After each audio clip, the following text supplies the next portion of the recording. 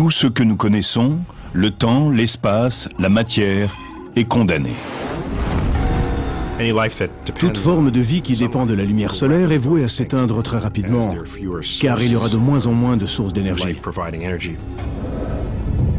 Que le feu de l'enfer ou un froid glaciaire s'abatte sur la Terre, l'univers lui-même refroidira jusqu'à la mort, emportant toute vie avec lui.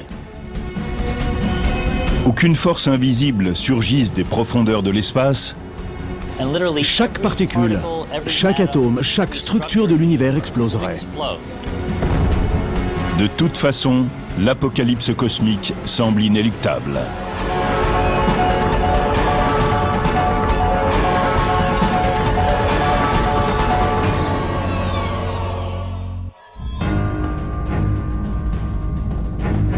Projetons-nous 20 milliards d'années après Jésus-Christ. L'univers est en danger.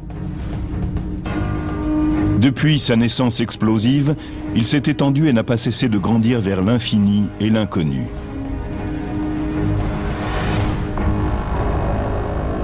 Pourtant, dans cet avenir très lointain, où que l'on regarde dans le ciel, les galaxies ont inversé leur course et filent vers notre Voie lactée.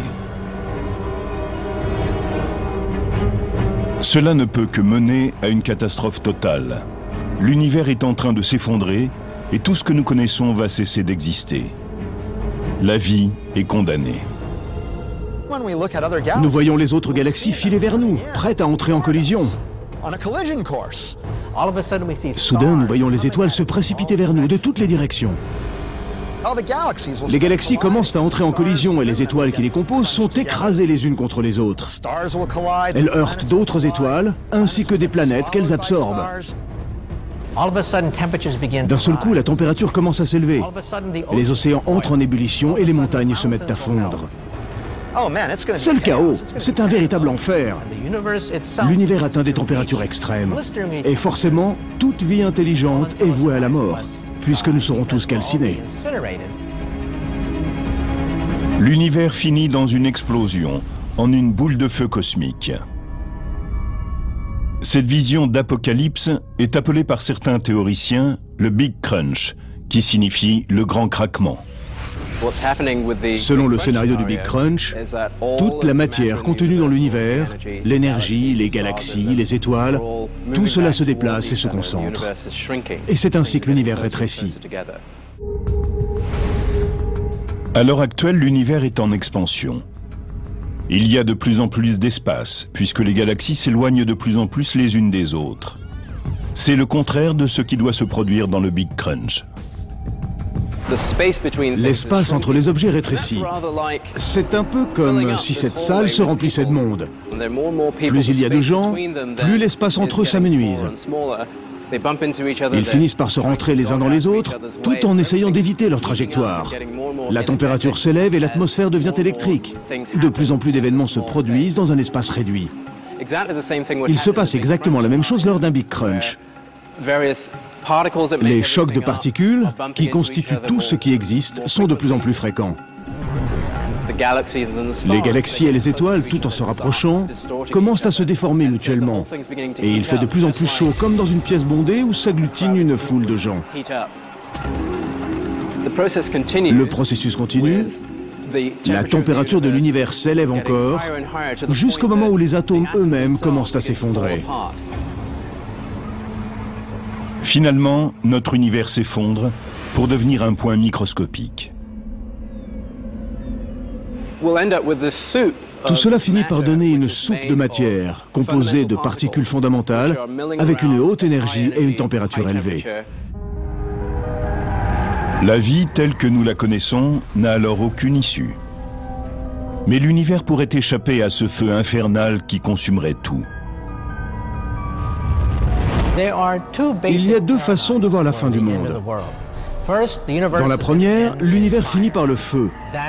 C'est la théorie chrétienne de l'Armageddon. Le monde périt dans le feu et dans le soufre, et le Christ revient.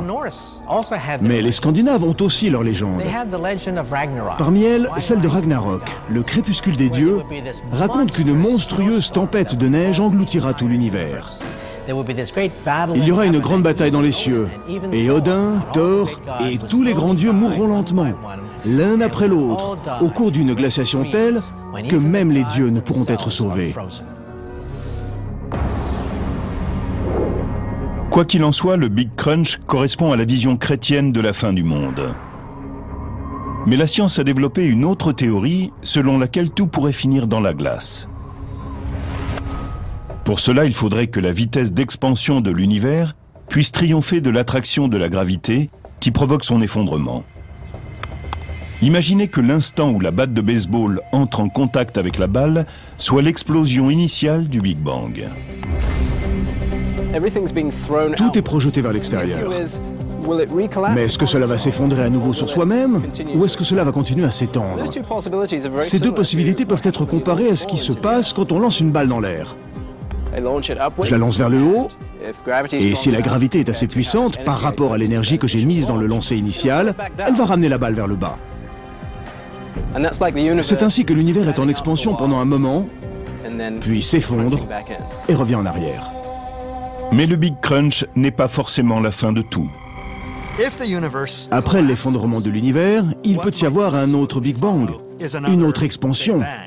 Et il est possible qu'après un moment de développement, cet univers s'effondre à nouveau. On peut donc imaginer que l'univers soit cyclique, qu'il s'étende et se rétracte tour à tour. Dans cette hypothèse, chaque rebond donnerait lieu à un nouveau Big Bang. Mais que se passe-t-il si la gravité n'est pas assez puissante pour dominer l'univers? Si je la lance assez haut avec assez d'énergie pour qu'elle m'échappe complètement, c'est qu'il n'y a pas assez de masse dans l'univers pour qu'elle s'effondre à nouveau. Et elle continue son expansion. Mais cette expansion devrait finalement ralentir. Étonnamment, les observations scientifiques révèlent un phénomène complètement différent. L'expansion s'accélère. L'univers semble être devenu incontrôlable. Cette extension s'accélère et commence à agir. Nous subissons une expansion inflationniste. Ainsi, l'univers que nous connaissons à l'heure actuelle s'étend avec une accélération accrue, plus forte que ce qu'on aurait cru être simplement provoqué par l'explosion initiale. Pour continuer la comparaison, ce n'est pas seulement que la balle s'échappe. C'est comme si elle était équipée d'une petite fusée qui lui permettait de s'éloigner encore plus vite de la Terre. Cette éventualité n'avait encore jamais été envisagée. Le volume de l'espace semble destiné à augmenter indéfiniment dans l'univers. Cela veut dire que les galaxies vont s'éloigner de nous et devenir peut-être invisibles, car elles seront trop loin pour que nous les apercevions. Et si elles ne peuvent plus voir les galaxies s'éloigner les unes des autres, les civilisations futures perdront la connaissance de l'histoire. Elles ne sauront pas qu'il y a eu un jour le Big Bang. Elles penseront que la Voie lactée est la seule structure de l'univers et que le reste de l'univers est désert, exempt de toute étoile. Une autre théorie scientifique suggère que cette expansion va s'accélérer de façon exponentielle. Dans ce cas, c'est une fin violente qui attend notre cosmos. Supposons que la quantité d'énergie répulsive augmente avec le temps. Elle se développera peut-être assez pour provoquer la mise en pièces d'amas de galaxies. Ensuite, les galaxies elles-mêmes seront déchiquetées et les étoiles commenceront à s'éloigner les unes des autres puisqu'elles ne seront plus retenues ensemble par la gravité. Puis ce sont les systèmes planétaires comme notre système solaire qui seront lacérés, puis les étoiles, les planètes, les humains et enfin les atomes dont nous sommes faits.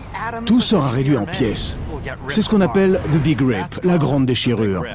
C'est une perspective terrifiante, mais ne vous inquiétez pas, la plupart d'entre nous pensent que cela ne peut pas arriver. Même si l'expansion n'atteint jamais ce point, l'avenir de notre univers n'est guère enchanteur.